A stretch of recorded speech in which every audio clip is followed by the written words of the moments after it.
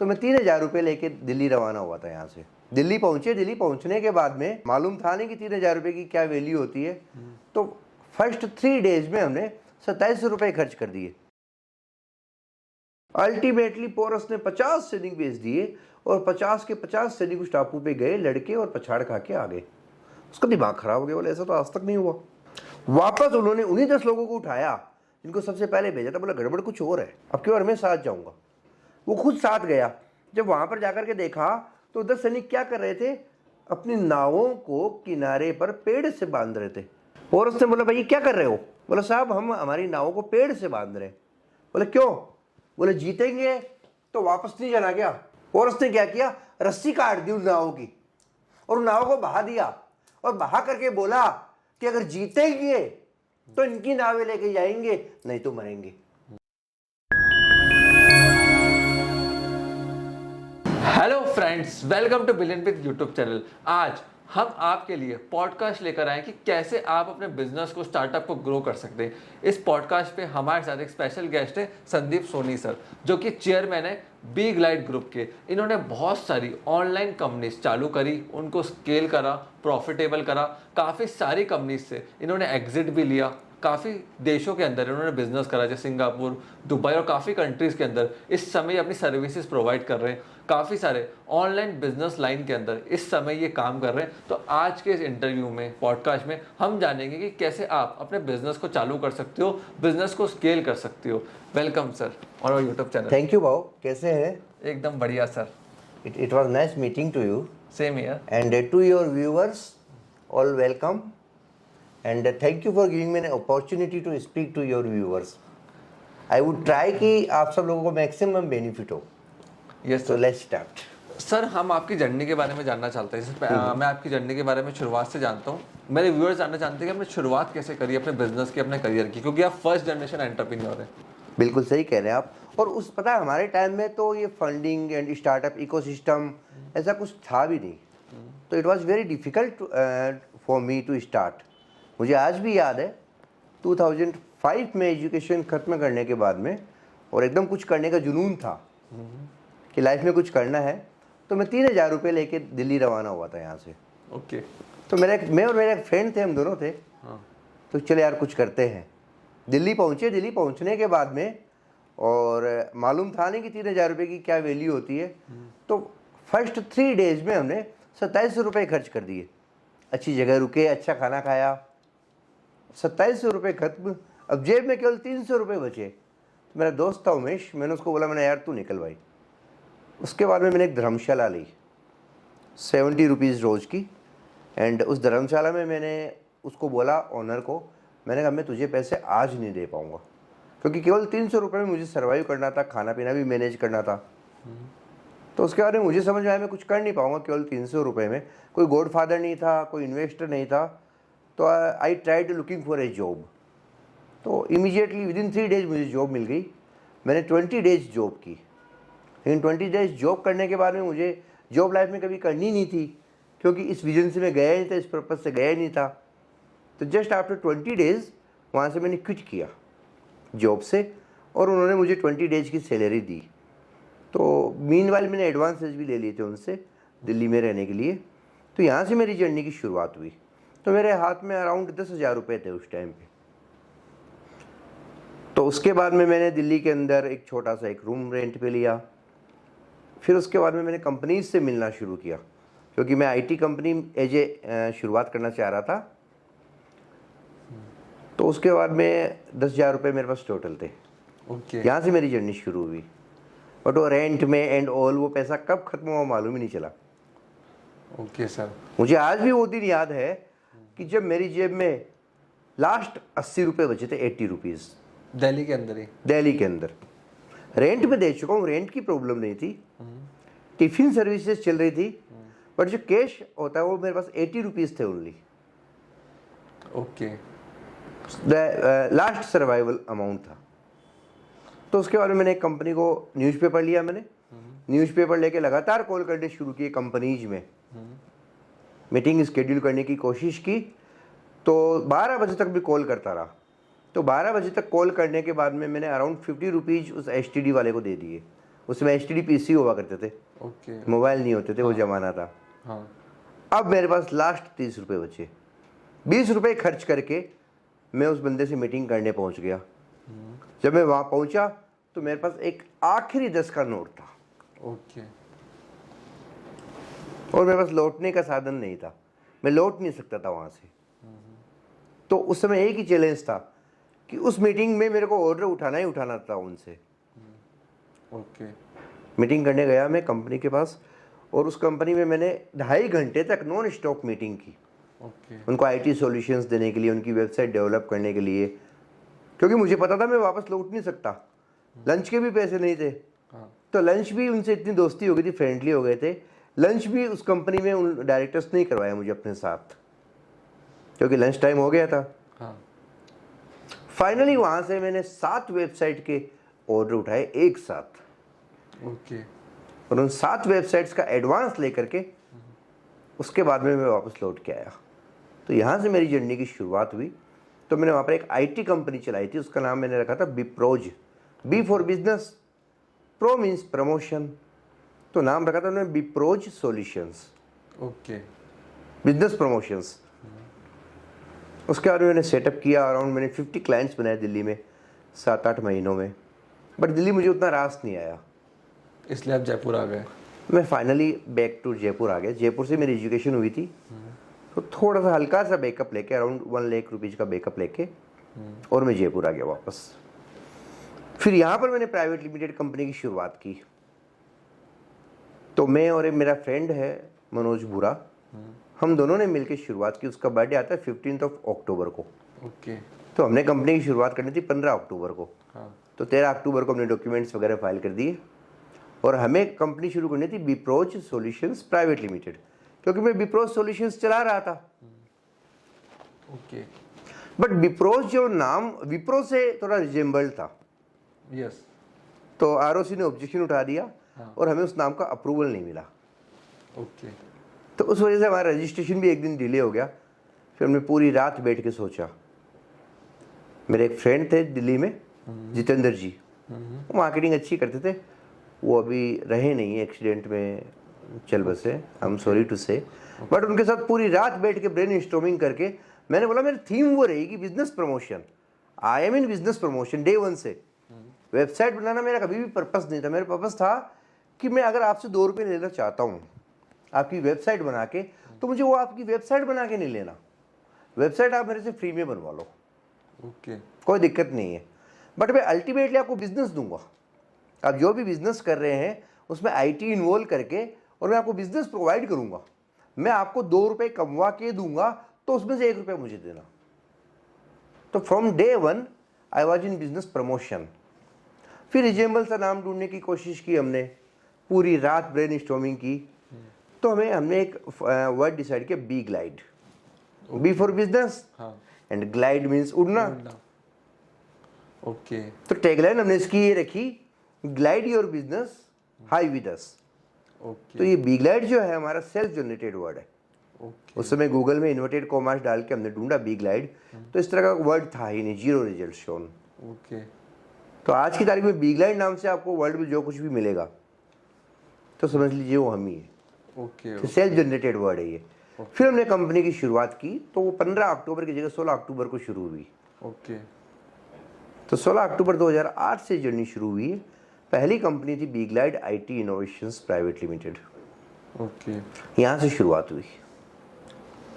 फिर सर आपने इनिशियली जैसे बिजनेस को, एक लाइन मुझे आपकी वैसे काफ़ी अच्छी लगी कि जब अगले वाले को आपसे बिजनेस मिलेगा तो आप उससे पैसा कमाओगे। आजकल काफ़ी सारे डिजिटल मार्केटर्स हैं, इंडस्ट्री में काफ़ी सारे लोग डिजिटल मार्केटिंग करके आ रहे हैं, वेबसाइट बना रहे हैं। उनके साथ मैं एक प्रॉब्लम देखता हूँ कि वो ये नहीं समझते कस्टमर पैसा कैसे कमाएगा हमारा, तब वो पैसा कमाएंगे।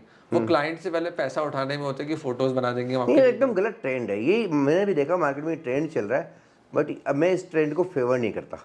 उन लोगों तो क्या है, अपनी रोटी सेकनी है, बट ऐसा होना नहीं चाहिए। राइट। गूगल आज गूगल कैसे बन गया, इतना बड़ा कैसे बना गूगल, आप बताइए। दूसरे कमा रहे हैं उससे। बिल्कुल, क्योंकि गूगल ने एक प्लेटफॉर्म दिया। आज हम गूगल पे एडवर्टीजमेंट करते हैं। तो हम एडवर्टीजमेंट क्यों करते हैं? जैसे मेरी सेकंड कंपनी थी रिलैक्स हॉलीडेज प्राइवेट लिमिटेड, जो मैंने शुरू की। तो हमने इसको शुरू किया था 8 अप्रैल को और 9 अप्रैल को हम प्रॉफिटेबल थे, एक ही दिन में। ओके, एड्स के थ्रू?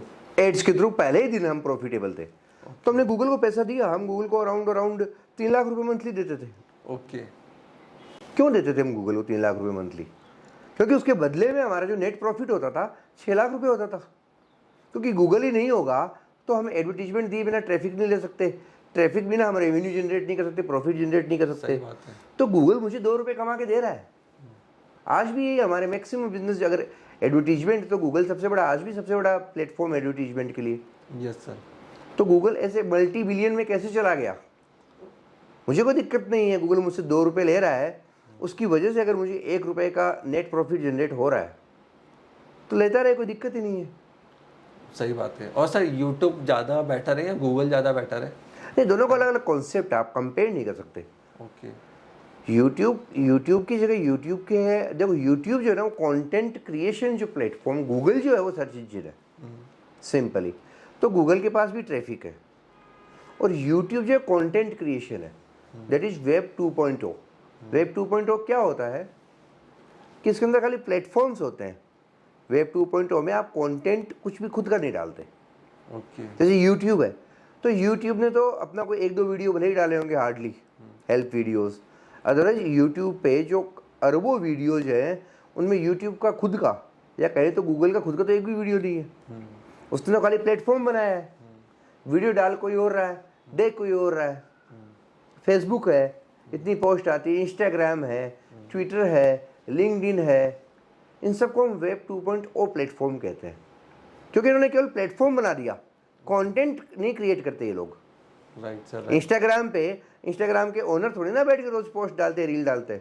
सही बात है सर। पूरी दुनिया रील डाल रही है, पूरी दुनिया ही रील देख रही है, तो वही तो क्रिएटर हैं कंटेंट के, वही उसके यूजर हैं।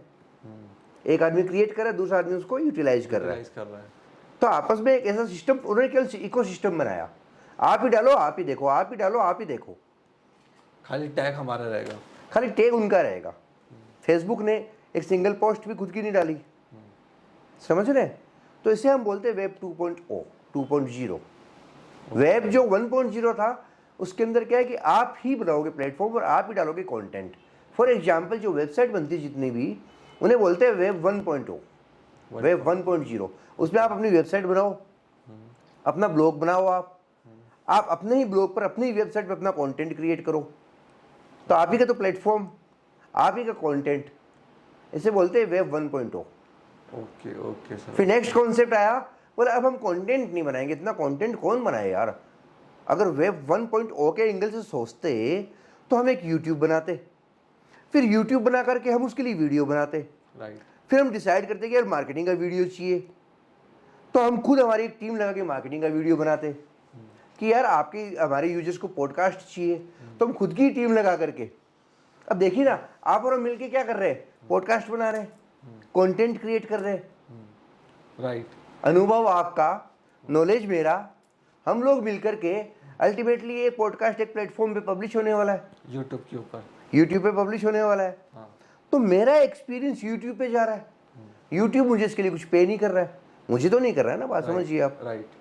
बट हम लोग क्रेजी हैं यार, कंटेंट बनाओ, वायरल कंटेंट बनाओ, यूट्यूब पे डालो, इंस्टा पे डालो, फेसबुक पे डालो, we are crazy about it. Yes. और वो अब उनके पास ट्रैफिक आ गया। अब आप बताइए कि बस स्टैंड पे होर्डिंग लगेगी, वो महंगी लगेगी, या फिर एक हाईवे पे होर्डिंग लगेगी, वो महंगी लगेगी? आप बताइए। जहाँ ट्रैफिक है वहाँ, जहाँ ट्रैफिक है, बस स्टैंड की होर्डिंग बहुत महंगी होगी। अच्छा, जयपुर के बस स्टैंड पे लगेगी, वो महंगी लगेगी, या अजमेर के बस स्टैंड पे लगेगी, वो महंगी लगेगी? जयपुर के। क्यों? Where is the difference? Traffic ज़्यादा है। Traffic, viewership. जो जगह जितनी पॉपुलर है, जिसके पास जितना ट्रैफिक है, जितनी व्यूअरशिप है, तो सिमिलरली क्या हुआ, यूट्यूब ने कोई कंटेंट डाला नहीं, पूरा वर्ल्ड उस पर आ गया, तो कंटेंट की भरमार हो गई, तो व्यूअरशिप आ गई, और वहीं पे व्यूअर्स देख रहे हैं, तो उनके पास एक, उन्होंने क्या किया, एक एडवर्टीजमेंट का प्लेटफॉर्म जनरेट हो गया। राइट। फेसबुक, इतने यूजर्स बेस आ गए। फेसबुक ने क्यों खरीदा व्हाट्सएप को? क्योंकि उसके पास यूजर्स थे। यस, क्योंकि टेक्नोलॉजी तो बना सकता था रातों रात, इतना डेवलपमेंट में ऐसा कुछ नहीं है। विद इन ए मंथ अपने डेवलपर्स को लगा कि वो व्हाट्सएप का क्लोन बना लेता। फिर भी उसने $18 बिलियन में क्यों खरीदा? $18 बिलियन का मतलब है 18 यूनिकॉर्न के बराबर amount. Right sir, right. 18 unicorns की वैल्यूएशन आई थी व्हाट्सएप की। क्यों? यूजर्स थे उसके पास, ट्रैफिक था उसके पास। उसी ट्रैफिक को ही मोनेटाइज करके उन्होंने इंस्टाग्राम क्यों खरीदा? आज इंस्टाग्राम पे कितने यूजर्स हैं? बिलियंस में है सर। आज इंस्टाग्राम पे इंडिया में 45 करोड़ यूजर्स है इंस्टाग्राम पे। ओके। 45 करोड़ किसको बोलते हैं?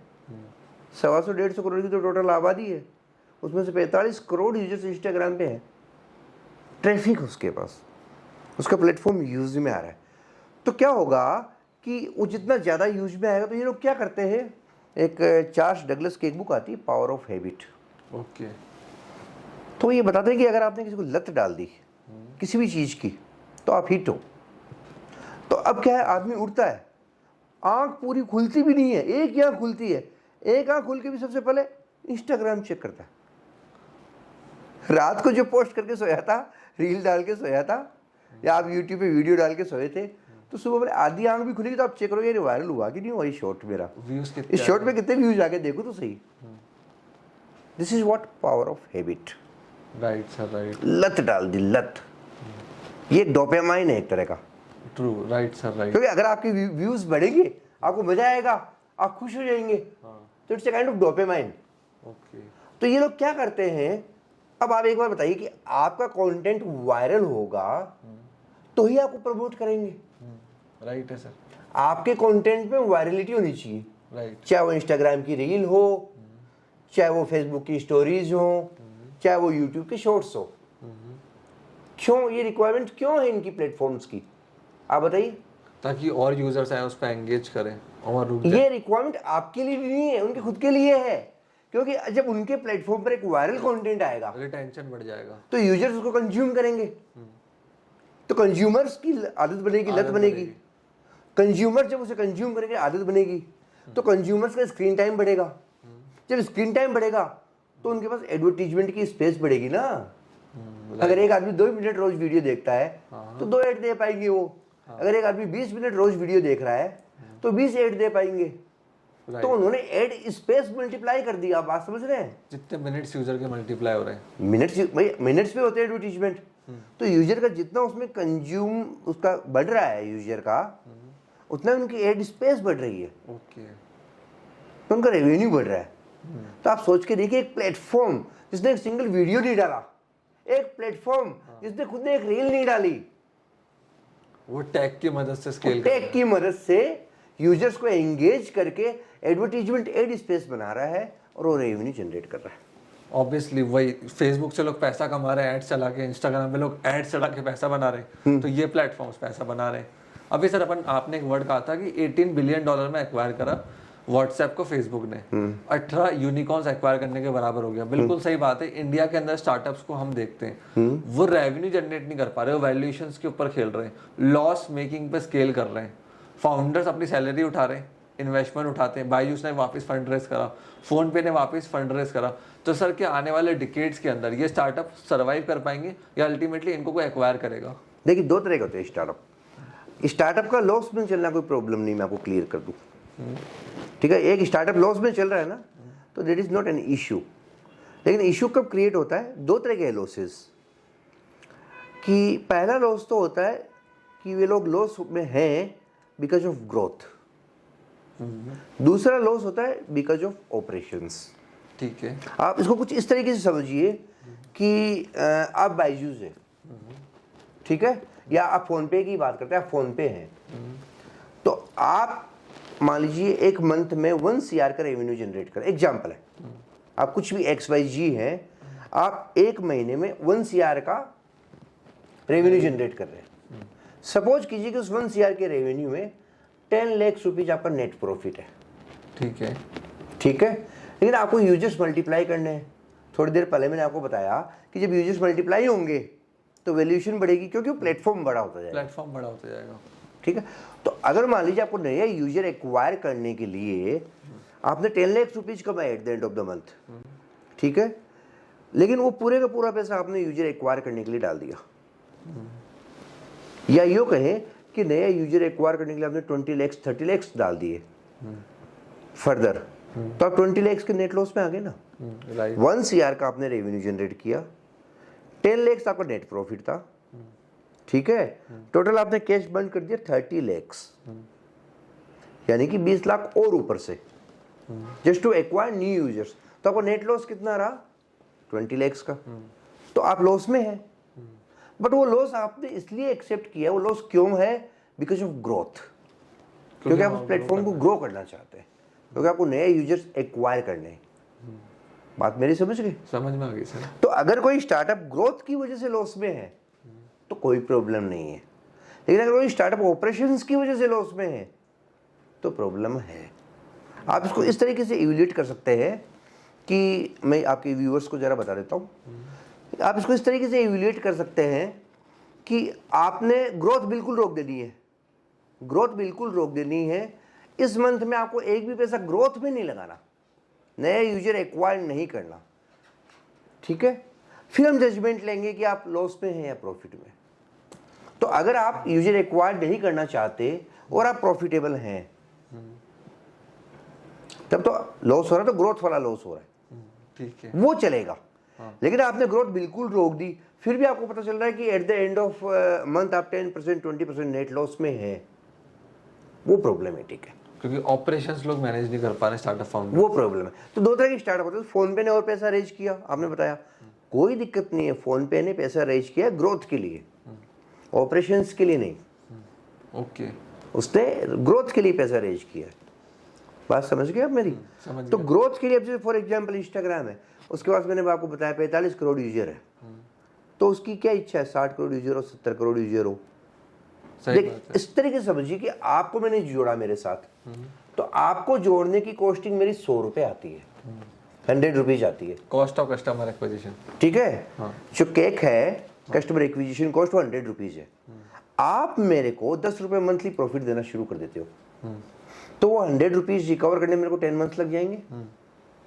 Right sir, right. After 10 months में आपसे प्रॉफिट में आना शुरू हो जाऊंगा। 11th मंथ से 10 रुपए जो कमाऊंगा मंथली, वो कमा लूंगा मैं, समझ रहे हैं, और लाइफ टाइम कमाता रहूंगा। लेकिन आपको एक्वायर करने के लिए मुझे 100 रुपए चाहिए ना दोस्त, तो मेरे पास दो तरीके हैं। या तो मेरे जो एग्जिस्टिंग यूजर्स हैं उनसे मैं 10 महीने तक कमाता रहूं, कमा के उस पैसे को इकट्ठे करूं, फिर उस पैसे को री इन्वेस्ट करूं और ग्रोथ लूं। One method. या प्रूवन है कि मैं 100 रुपए आप पे खर्च करूंगा, प्रूवन है। आप 10 रुपए मंथली प्रॉफिट देंगे मेरे को, और लाइफ टाइम देंगे। यानी कि अगर 10 साल के रेशियो में देखें तो आप मेरे को 10 रुपए मंथली के हिसाब से 120 रुपए साल के देंगे प्रॉफिट, यानी कि लाइफ टाइम में आप मेरे को 1200 रुपए का प्रॉफिट देंगे। Right sir, right. तो अब मैं 100 रुपए खर्च करके 1200 रुपए का प्रॉफिट लूं तो बहुत बढ़िया है, बहुत अच्छा है, बहुत अच्छा है। इससे अच्छा कुछ हो नहीं सकता। लेकिन प्रॉब्लम क्या है? प्रॉब्लम ये कि मेरे पास आज वो 100 रुपए नहीं है। उसके लिए स्टार्टअप फंडर्स, तो मैं इनके बॉपरीत सर के पास जाऊंगा, इनको पूरा आइडिया समझाऊंगा कि देखो सर, 100 रुपए लगाएंगे हम तो 10 रुपए मंथली कमाएंगे हम, अगले 10 महीने में ब्रेक ही बनाएगा, क्लियर है। और फिर अगले 10 साल तक कमाएंगे तो 1200 रुपए कमाएंगे इस यूजर से। मैं बॉपरीत सर को अपना विजन बताऊंगा। अगर ये मेरे विजन से अलाइन करते हैं तो ये कहते हैं यार अच्छा आइडिया है, बोल तेरे को क्या चाहिए? तो मैं क्या बोलूंगा? मैं बोलूंगा सर मेरे को पैसा चाहिए भाई, और क्या चाहिए, मेरे पास नहीं है। सही बात है। एक यूजर पे 100 रुपए खर्च करने हैं और मेरे को लाख यूजर जोड़ने हैं, तो मेरे को करोड़ रुपए चाहिए, मेरे पास नहीं है। आप मेरे को अगर करोड़ रुपए दे दोगे, ठीक है, तो मैं 1200 करोड़ कमा लूंगा। तो आप कहोगे ठीक है, करोड़ रुपए ले ले मेरे से, क्या दिक्कत है।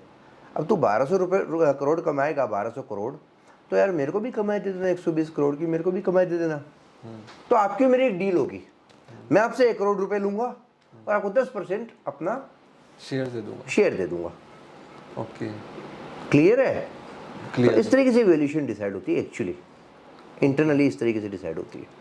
सर लेकिन जैसे स्टार्टअप्स आज के टाइम में चल रहे हैं, बायजूस है, अभी अपनी बात हो रही थी कि 1000 रुपये या 100 रुपये कस्टमर पे लगाया, 12 महीने में उससे रिकवर हो गया। बट आज के टाइम में जैसे मैं स्टार्टअप्स को देख रहा हूँ, ज़्यादा इनोवेशन करना भी उनके लिए खतरनाक हो रहा है, क्योंकि बिजनेस ही कस्टमर नहीं समझ पा रहा है।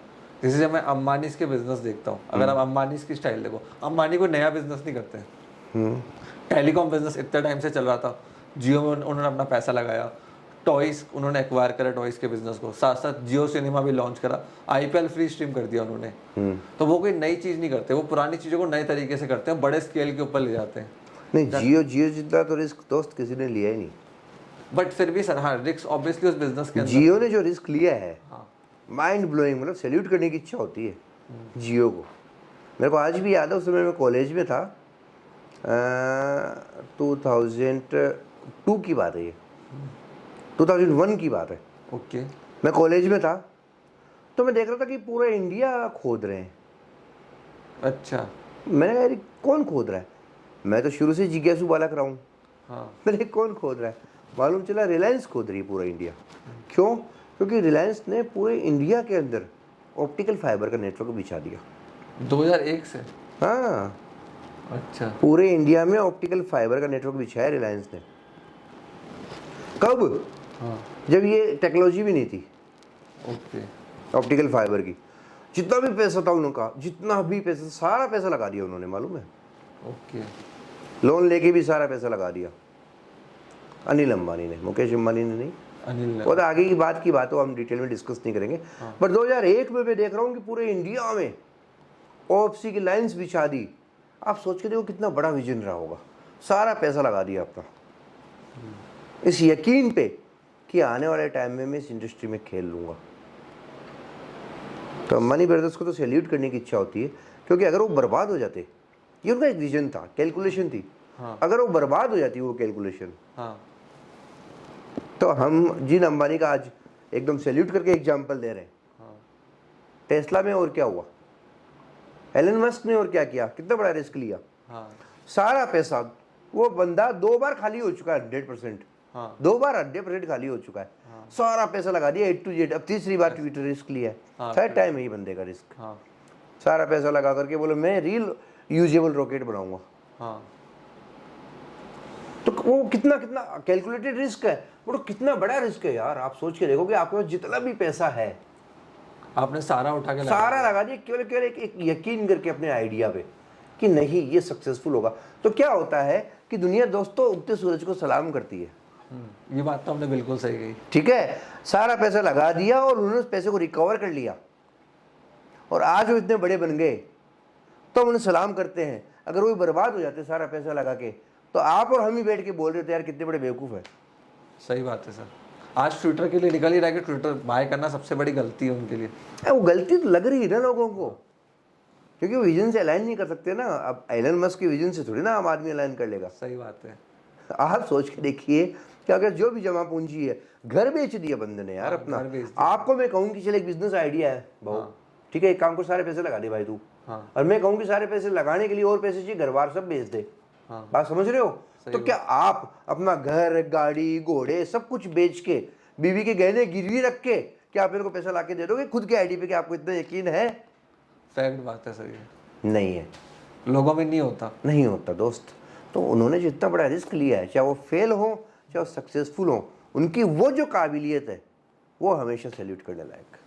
लोग बिजनेस में लोन नहीं ले पाते, इन्वेस्टमेंट के पीछे भाग रहे हैं कि इक्विटी मिल जाए। वो हाँ सही कह रहे हो आप भाई। आपको अपने आइडिया पे इतना यकीन, लोन ले लो ना। हाँ, लोन ले लो, क्योंकि इन्वेस्टमेंट हो गया, रिटर्न नहीं करना, कोई रिटर्न की गारंटी नहीं है। तो उनको आइडिया में इतना यकीन है नहीं, कहीं ना कहीं फ्लो है उनके दिमाग में। तो उसके चक्कर में वो स्टार्टअप वीसी फर्म्स के पीछे, एंजल इन्वेस्टर्स के पीछे भागते हैं, और अल्टीमेटली उनको फंडिंग मिलती है। ये गेम, आप गेम समझो। वीसी फर्म को भी कोई दिक्कत नहीं है, वीसी फर्म भी वेल कैलकुलेटेड चल रही है। वीसी फर्म का सीधा सीधा मतलब ये होता है कि हाई रिस्क इन्वेस्टमेंट। वीसी का मतलब ये होता है, क्योंकि बैंक जो है वो सिक्योर इन्वेस्टमेंट देती है। हाँ। वीसी रिस्की इन्वेस्टमेंट देते हैं, उन्हें कोई दिक्कत नहीं है। क्योंकि वो 10 जगह पैसा लगा रहे हैं ना, तो वीसीज का माइंड सेट है, उनको ऑलरेडी पता है कि 9 जगह मेरा डूबेगा डूबेगा, और एक से मैं निकाल लूंगा, और एक से मैं निकाल लूंगा। They are already clear. तो वीसी कोई भगवान नहीं है यार, वो हमें पैसा दे रहे हैं ना, तो आप यूँ समझो कि वीसी भगवान है। They are also doing business, ये भी उनका कैलकुलेटेड बिजनेस है। उनका बिजनेस मॉडल ही ऐसा है कि वो रिस्की मॉडल है। राइट। उन्हें पता है कि मुझे 10 जगह पैसे लगाने हैं।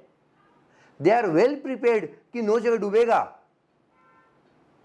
समझ रहे? तो आप वीसीज को ये मत समझो कि भाई वो तो भगवान है। नहीं नहीं नहीं, वो आपकी काबिलियत पे, आपके आइडिया पे, आपके एग्जीक्यूशन पे, आपकी टीम पे, आपकी टैक्टिक्स पे, आपकी कैपेबिलिटीज पे और आपके विजन पे ओके पैसा लगा रहे हैं वो। सर, जैसे मैंने आपकी प्रोफाइल में देखा था, स्टार्टअप्स के अंदर भी पैसा इन्वेस्ट करते हैं, आप एक एंजल इन्वेस्टर हैं, प्लस आपकी ग्रुप की कई सारी स्टार्टअप्स एंड कंपनीज हैं। इतने सारे सालों में आपने इतने सारे लोगों को जोड़ा, लीडर्स को लेकर आए, उनको वर्क को डेलीगेट करा। तो आप क्या देखते हैं स्टार्टअप के अंदर पैसा डालने से पहले? स्टार्टअप में पैसा डालने के पहले एक्चुअली क्या है कि कई लोग मुझे अप्रोच करते हैं। तो आप ये मान के चलिए कि राजस्थान में तो इकोसिस्टम फिर भी कम है। तो राजस्थान में क्या होता है, रिलेटिव्स भी अप्रोच करते हैं, ठीक है, या डायरेक्ट भी अप्रोच करते हैं। तो वे लोग आते हैं और आकर के बोलते हैं कि मेरे पास एक धांसू आइडिया है, शुरुआत यहाँ से करते हैं। और फिर साथ में ये बोलते हैं कि मैंने कहा बताओ क्या आइडिया है। बोले मिलके ही बताएंगे। मैंने कहा मेल कर दो। बोले मेल नहीं कर सकते। मैंने क्यों नहीं कर सकते? बोले क्योंकि अगर ये आइडिया लीक हो गया कल को तो बोले कोई और शुरू कर लेगा। समझ रहे बात? हाँ। तो मैंने कहा भाई तू मिली मत। कारण क्या है उसका? रीजन ये कि चलो कोई बात नहीं, तू आज मेरे से मिल लिया, मैंने पैसा लगा दिया, मान लो ठीक है, मार्केट में तू आएगा, धूम मचाएगा, और उसके बाद में किसी और ने शुरू कर लिया तो सही बात है, कॉपी तो कोई भी कर सकता है। तो क्या है कि आपके पास एंट्री, सबसे पहली चीज मैं देखता हूँ आपको जो भी आइडिया है उसमें आपका एंट्री बैरियर क्या है। शुरुआत में यहाँ से करता हूँ। ओके। एंट्री बैरियर, अगर आपकी स्किल्स है मान लीजिए एंट्री बैरियर के अंदर, या आपका एग्जीक्यूशन अगर एंट्री बैरियर है, तो मुझे आइडिया समझ में आता है, तो मैं आगे शुरुआत करता हूँ वहाँ से कि अगर आपका एग्जीक्यूशन इज एंट्री बैरियर कि नहीं सर। अब आइडिया क्या होता है? वही फॉर एग्जाम्पल वही मैंने आपको बताया कि व्हाट्सएप है, आइडिया कुछ भी नहीं है, टेक्नोलॉजी कुछ भी नहीं है।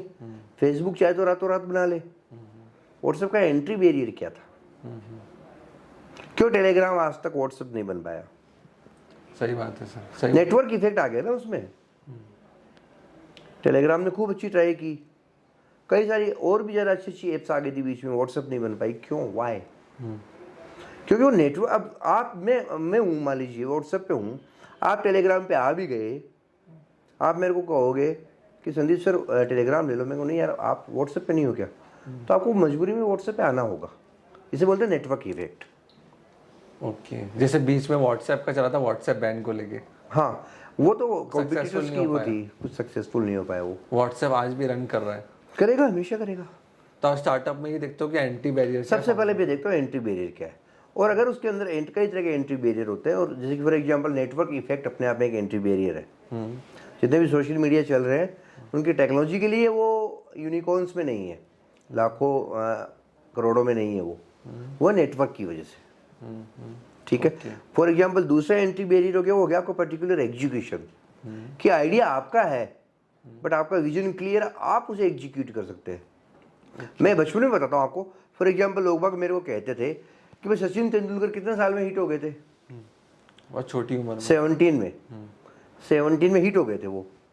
तो मान लो अगर उन्होंने 10 साल से भी शुरुआत की थी क्रिकेट की, तो 10 साल के थे, तो 7 साल में वो हिट हो गए। मैंने तो वहां से शुरू कर दो, अगले 7 साल में हिट हो जाओ भाई। नहीं हो सकते, उनकी स्किल्स को कॉपी नहीं किया जा सकता। ठीक है। सिमिलरली किसी भी बिजनेस में क्या होता है कि अगर आपको लगता है कि आपका एग्जीक्यूशन, फॉर एग्जांपल अभी सक्सेसफुल है, स्विगी है, सक्सेसफुल है ना, आप शुरू कर लो। इन्वेस्टर्स की तो कमी है नहीं मार्केट में। सही बात है। या बड़े बड़े इन्वेस्टर्स वो शुरू कर ले स्विगी, नहीं कर पाएंगे, क्योंकि जो स्विगी का एग्जीक्यूशन है वो उसी का एग्जीक्यूशन है, तो उसका एंट्री बैरियर है, उसकी स्ट्रेटजी। तो idea is nothing, execution is everything. तीसरा एंट्री बैरियर होता है स्किल बेस्ड।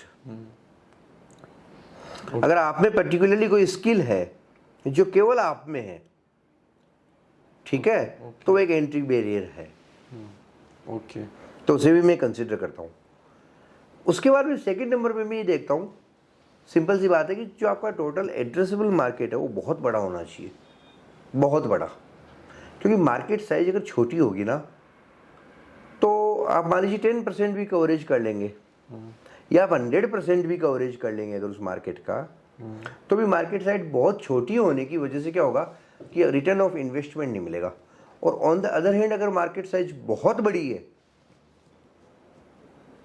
तो अगर उसका आपने 1% भी कवरेज कर लिया तो इन्वेस्टर को उसका रिटर्न मिल जाता है।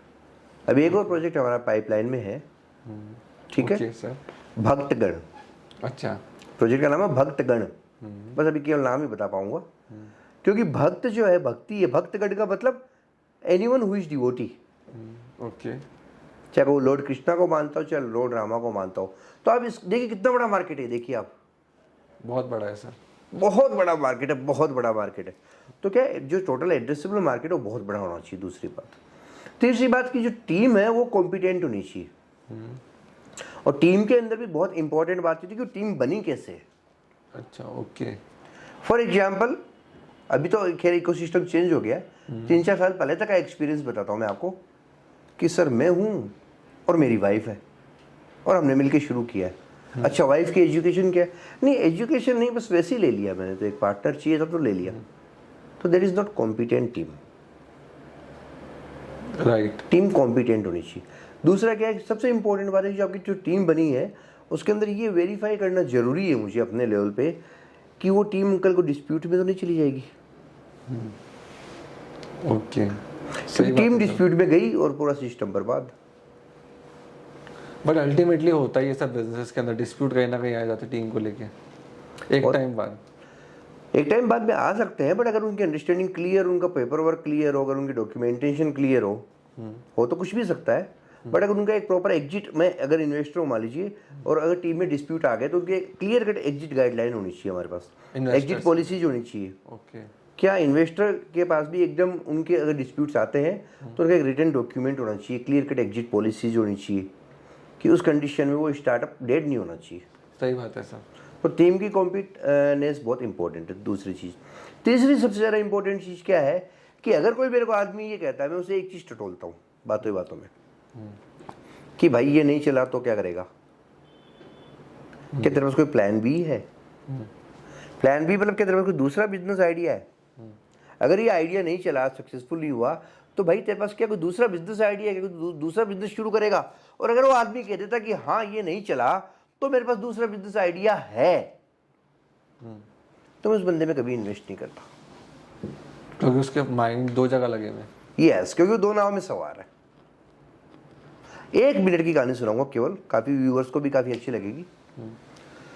पोरस था, तो उसके क्या है कि 10-10 सैनिक 100-100 सैनिक पे भारी पड़ते थे। तो उन्होंने एक छोटे से टापू को जीतना था। ओके। तो उस टापू की स्ट्रेंथ मालूम की, बोला 100 जनों की स्ट्रेंथ है, वहां पर 100 सैनिक है। तो एज यूजुअल पोरस ने 10 सैनिक भेज दिए, जाओ जीत लाओ। वो 10 के 10 पछाड़ खा के आ गए। पोरस को लगा बहादुर होंगे, कोई बात नहीं। उसने क्या किया, 20 सैनिक भेज दिए, वो 20 की 20 पछाड़ खा के आ गए। अल्टीमेटली पोरस ने 50 सैनिक भेज दिए और 50 के 50 सैनिक उस टापू पे गए, लड़के और पछाड़ खा के आ गए। उसका दिमाग खराब हो गया, बोले ऐसा तो आज तक नहीं हुआ। वापस उन्होंने उन्हीं 10 लोगों को उठाया जिनको सबसे पहले भेजा था, बोला गड़बड़ कुछ और है, अब की बार मैं साथ जाऊंगा। वो खुद साथ गया। जब वहां पर जाकर के देखा तो 10 सैनिक क्या कर रहे थे, अपनी नावों को किनारे पर पेड़ से बांध रहे थे। पोरस ने बोला भाई ये क्या कर रहे हो, ये क्या कर रहे हो? बोला साहब हम हमारी नावों को पेड़ से बांध रहे हैं। बोले क्यों? बोले जीतेंगे तो वापस नहीं जाना क्या? पोरस ने क्या किया, रस्सी काट दी उन नावों की और उन नावों को बहा दिया, और बहा करके बोला कि अगर जीतेंगे तो इनकी नावें लेके जाएंगे, नहीं तो मरेंगे। There should be no plan B. जीतोगे ना तुम, तुम्हें गारंटी ना जीतोगे, तो जीतेंगे तो इनकी नावें लेके जाएंगे और नहीं तो यहीं मरेंगे, क्योंकि तुम्हारे दिमाग में प्लान बी है कि जीत के अपनी नाव में वापस लेके जाएंगे। तो प्लान बी होने की वजह से तुम प्लान ए एग्जीक्यूट नहीं कर सकते और तुम जीत नहीं सकते। उसके बाद में क्या हुआ, उसके बाद में वही 10 लोग उन 100 पे भारी और वो जीते भी और उनकी नावें लेके वापस आए। तो if you are having plan B in your mind, तो आप प्लान ए में उतनी एनर्जी दे नहीं सकते। एक आदमी बोलता है ना, बोला यार आईआईटी नहीं हुआ तो किसी रीजनल कॉलेज से तो कर ही लूंगा, तो अक्सर वो रीजनल कॉलेज से ही करेगा, क्योंकि माइंड में बैकअप आ गया। माइंड में बैकअप नहीं है। जब भी आप 2 प्लान लेके चलते हो ना कि यार ये नहीं हुआ तो वो तो कर ही लूंगा, तो आप इतिहास उठा के देख लो कि वो तो कर ही लूंगा वाला ही काम होता है, क्योंकि उसकी एनर्जी डाइवर्टेड है यार, डेडिकेटेड नहीं हो पाती। अगर आपके पास केवल एक लक्ष्य है कि या तो मैं ये काम करूंगा और या फिर मैं ये काम करूंगा बोले या तो मैं ये काम करूंगा या फिर मैं ये काम करूंगा, इट मीन्स अगर कोई मुझे फाउंडर ये कहता है कि I will find every possible way to make it happen, then only I invest in the founder. Okay तो इनिशियली आप रेवेन्यूज पे देखते हो या फिर प्री सीड इन्वेस्ट करते हो? नहीं, रेवेन्यूज मेरे लिए इंपॉर्टेंट नहीं है, मेरे लिए इंपॉर्टेंट प्रूफ ऑफ कॉन्सेप्ट है। ओके क्योंकि मैं इस स्टेज से गुजरा हूँ। क्या होता है स्टार्टिंग में, क्या होता है दोस्त, कि आपके पास पैसों की कमी होने की वजह से आप स्ट्रगल कर रहे होते हैं, तो रेवेन्यू तो बहुत आगे की चीज़ होती है, बट प्रूफ ऑफ कॉन्सेप्ट क्या है, एटलीस्ट प्रोडक्ट मार्केट फिट है या नहीं, मतलब कि कहना मतलब कि वो प्रोडक्ट सही मायने में, क्योंकि आदमी को क्या अपना बच्चा सबको प्यारा होता है। सही बात है। किसी भी माँ से पूछो वो अपने बच्चे को बेकार नहीं बताएगी। तो आदमी के दिमाग में एक आइडिया आता है रातों रात, और वो कहता है मेरा आइडिया तो दुनिया का सबसे बढ़िया आइडिया है, वो उसको कभी बेकार नहीं बताएगा। तो हमें करना क्या होगा, बाकायदा उस आइडिया को, उस पर्टिकुलर प्रोडक्ट को, उस कॉन्सेप्ट को मार्केट में लेके, जैसे फॉर एग्जांपल गो टाइप आने वाला है हमारा, अब इसकी फुल तैयारियां चल रही है। इसके अंदर हमने स्ट्रेटेजी क्या बनाई है, देखो एक छोटा सा एग्जांपल और, वो मूवी आई थी ठग्स ऑफ हिंदुस्तान। कितने करोड़ों की मूवी थी, करोड़ों का बजट था, और करोड़ों के बजट में भी कितने बड़े बड़े स्टार थे यार, सोच के देखो, आमिर खान, अमिताभ बच्चन, इतने एक्सपीरियंस स्टार। तो जब करोड़ों रुपए उसमें लगे, और तो डेफिनेटली डायरेक्टर ने पूरा दिमाग लगाया होगा यार, तभी तो इतने पैसे लगाए होंगे। आमिर खान ने भी अपना इनपुट दिया होगा, अमिताभ बच्चन ने भी इनपुट दिया होगा, सबने मिलके बोला होगा कि ये कॉन्सेप्ट जरूर चलेगा। तो जहां पर 200-300 करोड़ लगाने के बाद वो मूवी पिट गई। सही बात, समझ रहे हैं? तो फॉर एग्जाम्पल तैयारी होती है, एग्जाम होता है, और रिजल्ट होता है। इन तीनों चीज़ों को डायरेक्टली बहुत गहरा कनेक्शन नहीं है। बहुत अच्छी तैयारी होने के बाद भी आपका एग्जाम बेकार हो सकता है, बहुत अच्छा एग्जाम होने के बाद भी आपका रिजल्ट बेकार आ सकता है।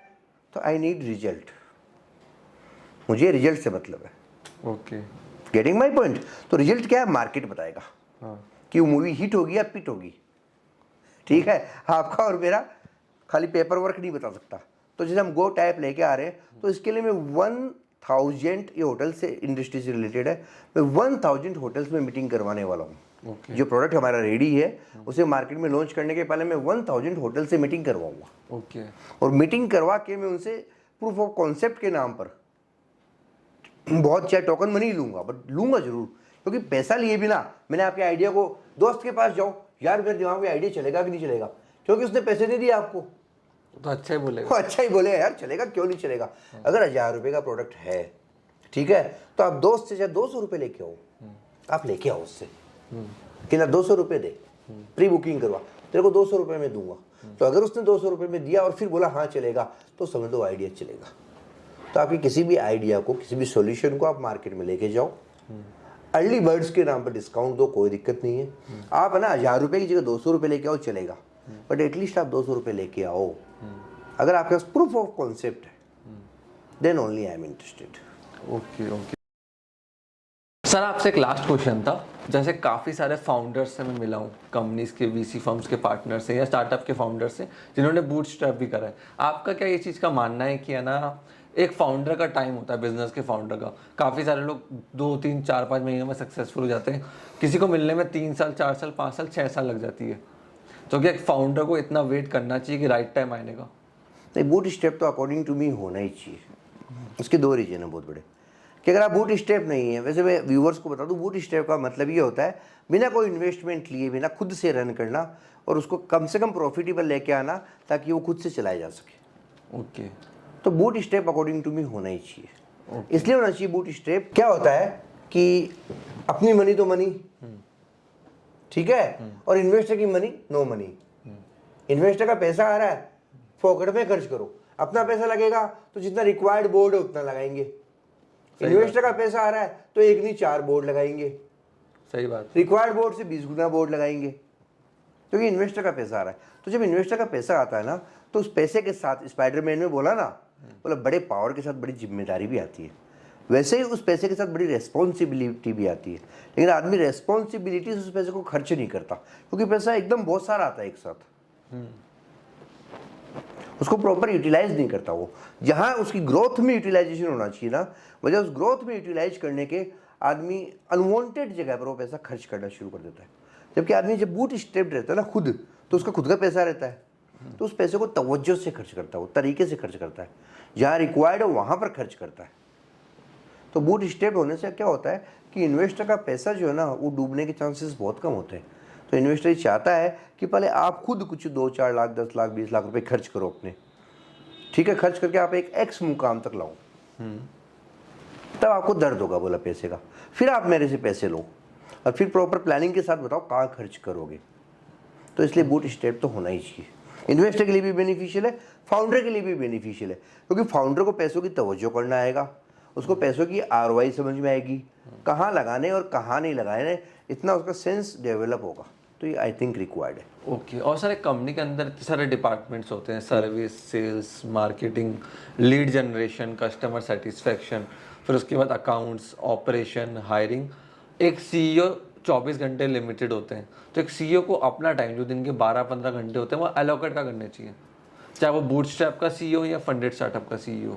CEO को अपना हाईएस्ट जो टाइम अलॉट करना चाहिए ना, चाहे अगर आप अकेले हो, सोलोप्रीनियर हैं, तो झाड़ू भी खुद ही लगाएगा, अलाउड है, कोई दिक्कत नहीं है। शुरुआत में तो सभी करते हैं, सोलोप्रीनियर हो, झाड़ू भी खुद लगाए, कोई दिक्कत नहीं, चलेगा। आपने, हमने, हम सब इस स्टेज से गुजरे हैं, कोई दिक्कत नहीं है। उसके बावजूद भी उसको अपना हाईएस्ट टाइम जो इन्वॉल्व करना चाहिए ना, वो करना चाहिए प्लानिंग पे, प्लानिंग्स। Yes, highest time. आगे लेटर ऑन आगे जाकर के CEO का केवल और केवल एक ही काम होता है, वो होता है विजन बनाना, प्लान बनाना। सही बात है। एक ऐसा प्लान डेवलप करना जो execute plus execution definitely, but execution की भी पहले इंपॉर्टेंट है विजन एंड प्लानिंग। तो उसको अपना मैक्सिमम टाइम डिवोट करना चाहिए कि क्या करना है, ठीक है, कैसे होगा, कौन करेगा, सबके लिए अपने पास स्किल सेट अवेलेबल है मार्केट में, कोई दिक्कत नहीं है। बट क्या करना है ये केवल और केवल फाउंडर में, CEO में, इन्हीं का ही विजन होता है। क्योंकि जो स्टाफ होता है ना, उसको क्या करना, क्यों करना है, एक्चुअली क्यों नहीं पता होता उसे। ओके, उसे क्या करना तो पता होता है, वो कर देगा, कैसे करना है ये स्टाफ को पता होता है, बट क्यों करना है ये फाउंडर्स को एंड CEOs को ही पता है। तो उनका सबसे इंपॉर्टेंट बात हर चीज़ का क्यों ढूंढना, वाई। बुक भी तो आती है कि start with why. Yes sir. तो वाई के साथ आप शुरुआत करेंगे ना, तो आपकी लाइफ और जर्नी बहुत ईजी हो जाएगी। तो आपको हर चीज़ का वाई पता होना चाहिए कि ये क्यों, ये सबसे बड़ा आपका टाइम इसमें डिवोट करना चाहिए आपको हाईएस्ट। तो एक CEO को टाइम सबसे ज़्यादा प्लानिंग के अंदर डालना चाहिए, वाई ढूंढने में, ये प्रोडक्ट मार्केट में क्यों चलेगा, ये प्रोडक्ट मार्केट में क्यों पिटेगा, ठीक है, कस्टमर इस प्रोडक्ट को क्यों चाहेगा, कस्टमर इस प्रोडक्ट को क्यों रिजेक्ट करेगा, कस्टमर क्यों इसे हैबिट में लाएगा, क्यों ये प्रोडक्ट कस्टमर को ईज देगा, क्यों ये कस्टमर की एक प्रॉब्लम सोल्व करेगा, क्यों उसकी लाइफ में एक कंफर्ट बढ़ाएगा, क्यों कोई स्टाफ मुझे ज्वाइन करेगा, ठीक है, क्यों कोई इसे खरीदेगा। बात समझ रहे हैं। तो उसको प्लानिंग में भी पर्टिकुलरली उसको हर पॉसिबल वाई के जवाब ढूंढने चाहिए। फिर उसके बाद में अगर उसके पास टाइम है तो स्टार्टिंग में जितना वो टाइम खुद व्हाट में इन्वेस्ट करे उतना बढ़िया है कि क्या करना है। क्यों तो पकड़ में आ गया कि क्यों करना है, ये समझ में आ गया, ठीक है। अब उसके बाद में क्या करना है, फॉर एग्जाम्पल हमें ये समझ में आएगा कि क्यों ये कस्टमर खरीदेगा, तो हम क्या करें कि कस्टमर खरीदे। तो डेफिनेटली सेल्स करें, कस्टमर एक्वायर करें, तो कस्टमर एक्वायरेशन के चैनल ढूंढे। तो फिर तीसरा बाद में बारी आती कैसे करें, ठीक है। तो कस्टमर एक्वायर कैसे करें, तो उसके लिए चैनल्स ढूंढे हम डिफरेंट। गूगल पे एड ट्राई करें, फेसबुक पे एड ट्राई करें, गोरिल्ला मार्केटिंग ट्राई करें, ग्रोथ हैकिंग ट्राई करें, क्योंकि growth hacking, gorilla marketing, performance marketing, इनमें पैसा न के बराबर लगता है और रिजल्ट्स एक्स्ट्रा ऑर्डिनरी आते हैं। तो ये कैसे हो सकता है, इसके तरीके ढूंढे। किसी भी चीज़ में वायरलिटी कैसे आ सकती है, इसका एक तरीका ढूंढे। एक छोटा सा इमोशनल वीडियो बना लें, अगर वो इमोशनल वीडियो लोगों के पीपल के हार्ट को टच कर सकता है, छू सकता है, तो लास्ट में अपना कहीं ब्रांड का उसमें आप टेक मार्क लगा दे, लोगो लगा दे, या उस वीडियो उस कॉन्सेप्ट में कहीं ना कहीं ब्रांड नेम आप इन्वॉल्व कर दें, वायरल हो जाएगा रातों रात, तो हर हिंदुस्तानी तक पहुंच जाएगा। फिर वो कॉस्टिंग जीरो, बस वीडियो बनाने की केवल कॉस्टिंग है। तो उसको इन चीज़ों पे कॉन्सेंट्रेट करना चाहिए। Okay, thanks a lot Sandeep sir, आपने अपना इतना टाइम दिया। फ्रेंड्स, अगर आपको संदीप सर से फंड रेस करना है, अपना आइडिया पिच करना है, इनसे कनेक्ट होना है, तो मैं सर की लिंक्डइन आईडी डिस्क्रिप्शन के अंदर डाल रहा हूँ। मैं ईमेल आईडी भी सर की लिंक्डइन हमारे डिस्क्रिप्शन बॉक्स में ड्रॉप कर रहा हूँ, वहाँ से आके आप चेकआउट कर सकते हैं। सर, आपने इतना वैल्यूबल टाइम दिया हमारी ऑडियंस का, हमारे शो के ऊपर, उसके लिए बहुत बहुत धन्यवाद। Thank you Babupreet. एंड आपको वेरी मच थैंक यू, और ऑडियंस व्यूवर्स को भी देखने के लिए बहुत अच्छा थैंक यू। अच्छा, मैं आपको बता देता हूँ व्यूवर्स को भी कि मेरी जो इन्वेस्टमेंट की लिमिट है ना, वो 1 CR है। As an angel investment I can invest highest up to 1 CR in a project. So आप में से कोई 1 CR तक फंड रेस करने का देख रहा है तो आप सर से कनेक्ट हो सकते हैं लिंक्डइन के through. Okay sir, thanks. Thank you. Okay.